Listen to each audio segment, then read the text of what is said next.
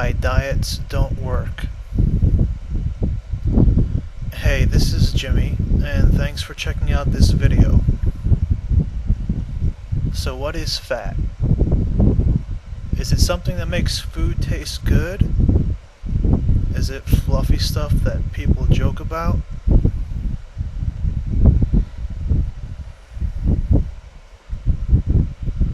Well, when you get right down to it, fat is energy. When your body consumes calories, it uses them for energy. And when there is more energy than is needed, the body stores it in the form of fat. Now, some people will tell you that there isn't any real difference between consuming 100 calories of carbohydrates or 100 calories of protein or 100 calories of fat, etc. A calorie is a calorie is a calorie, as they say. Well, this is partially true, but we'll get back to that in a minute.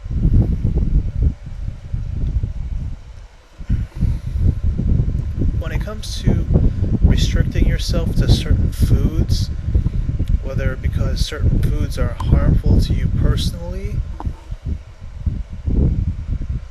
or because you have moral or ethical or religious reasons, or simply because certain foods have a much higher nutritional value than others, that's fine. What is not fine is limiting yourself to certain foods and low-calorie intakes because your diet calls for it. I'm going to go out on a limb here and say this. Almost all adults should be able to eat about 2,000 to 2,500 calories a day and lose weight at the same time. There are several reasons for this. Your metabolism is a complicated fellow, but this holds true for everyone. Your body will use and store fat differently depending on these two factors.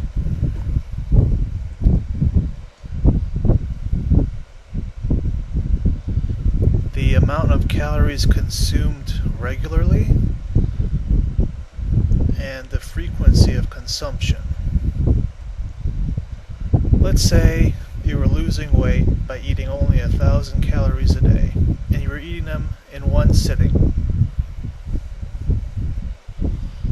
Do this for a couple weeks or more, and your body is going to start to change. The body will say to itself, "Man, I'm starving. I don't know when my next meal is going to be, so I'm going to save as much of these 100 calories as I can in the form of fat." Now let's say after 6 months you have reached your ideal weight. Your body has gotten used to a low calorie intake and doesn't burn calories as zealously as it used to.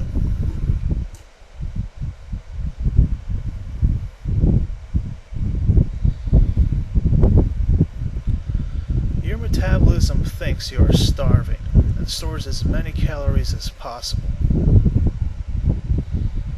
You now start eating a very average and normal 2,000 calories across 3 meals a day.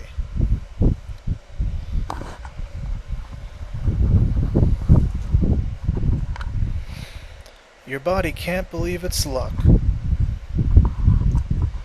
and it starts storing most of the new calories above its previous quota.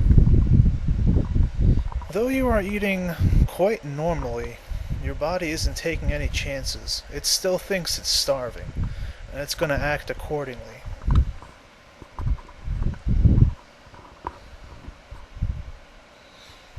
Over the next month, you find that you have gained back quite a bit of weight. But let's say you get smart and don't go back on the diet. You keep eating your 2,000 calories a day across 3 meals. Your body finally starts to understand. It says to itself, I'm not starving. I'm going to use up this energy as it comes in and just store whatever tiny bit might be left. And your body gets used to a 2,000 calorie diet. And you stop gaining weight, even though you didn't change anything about your diet.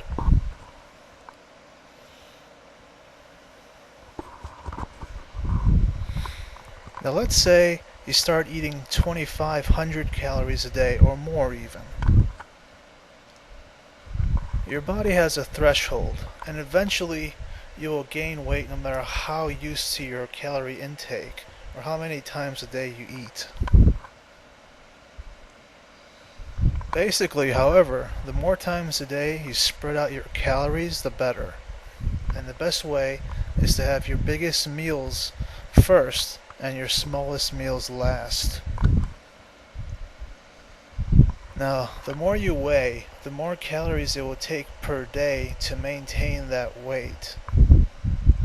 Typically, obese people can lose a more substantial amount of weight faster by reducing their calorie intake by a smaller amount. But once again, your body will find equilibrium. So why don't diets work? Well, for one thing, if diets worked, they wouldn't keep making new ones.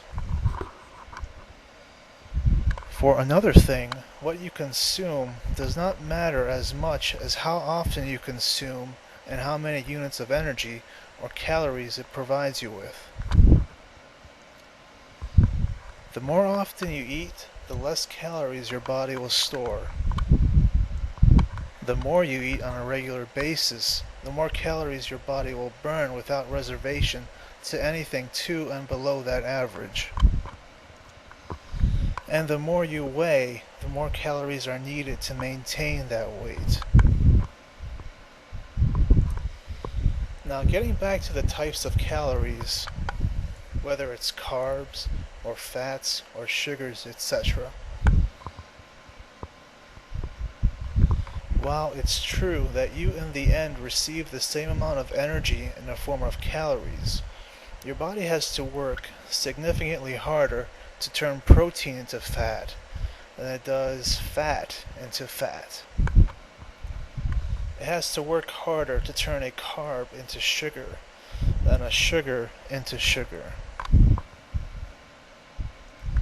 This process burns additional units of energy, which reduces the net gain of energy in the form of fat. And of course, there is something to say for nutritional value. So don't be as concerned over the amount of calories you're consuming so much as the quality of the calories you're consuming. Stay tuned and subscribe to receive my next video, which will be about exercise and muscle.